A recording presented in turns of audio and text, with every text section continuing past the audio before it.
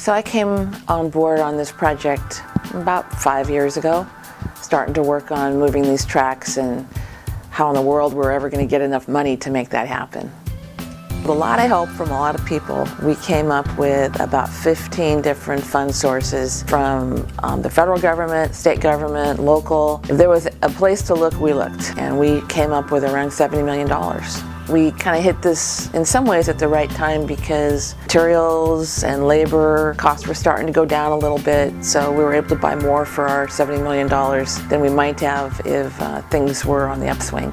So it consists of, we moved 4 tracks and built 2 additional tracks. So there's 6 tracks that we have constructed, 2 passenger platforms, 3 tunnels. We're still doing some of the landscaping and some of the enhancements on the project. If you look at the rail yards, the streets all the way around it coming up from downtown are already built.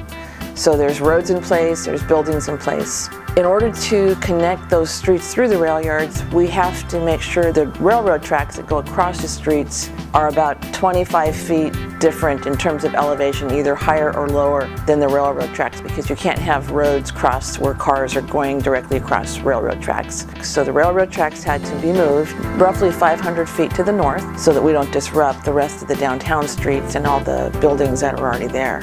So there's a couple reasons why the track project's really important. One is there are rail improvements where we now have passengers that can safely get to platforms without having to walk across freight traffic.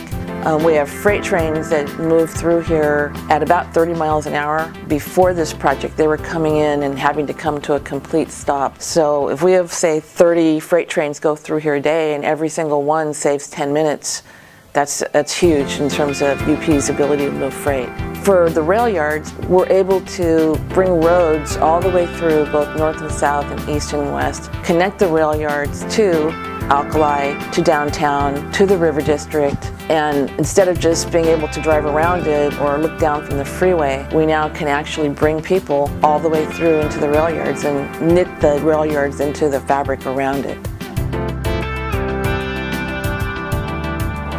I got involved in this project just before the preliminary design was completed. Most insiders thought that we really were going to have a project. The primary issues were related to putting together the funding and then the deadlines related to all the funding. So we had to expedite the plans. We had to make sure that we had plans that were buildable and approvable by the federal and state agencies that were providing us the funding. It was an issue of time, schedule, budget, and putting that all together and securing those funds so we wouldn't lose them. There was over $70 million in ERA funding had to have been spent by a certain date. Plans had to be put together and approved, and it was always rush, go, go, go to get the plans completed.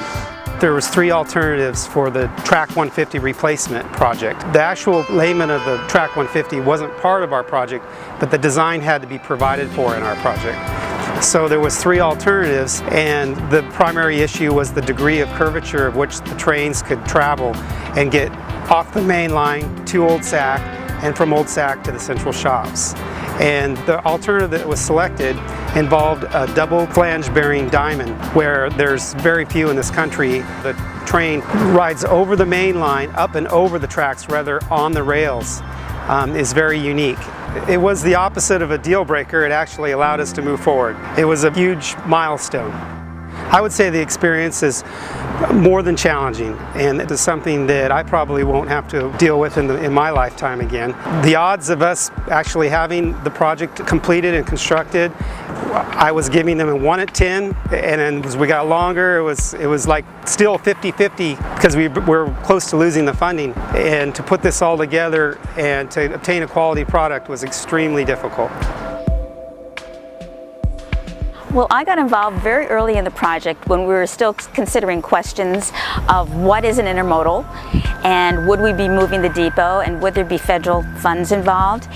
And after we sorted through those things and then we decided to proceed with track relocation, I started to work and oversee the architectural design of the passenger facilities and other finishes on the project. I always wanted to be involved in a legacy project in the region, a project that would mean a lot over decades for the people of Sacramento. But I never realized that this project would be so complex, so complicated, involve so many people and partners and so many twists and turns. For me, I think the standout features of this project are that it really connects Sacramento and the station with the central shops. And for once, you're not prevented from coming to this area by the tracks. You can see the Central Shops Historic District. You're about 30 feet away from them. And you also have great views of the city that you never had before. You can see the city skyline and the buildings of downtown, and also at the setting sun. I knew that this day would come. I know that once we were able to redesign the project and make it happen and get it out to bid and get affordable bids, that one day we would be standing here at the grand opening. There were a lot of stumbling blocks, but we still turned those stumbling blocks into stepping stones.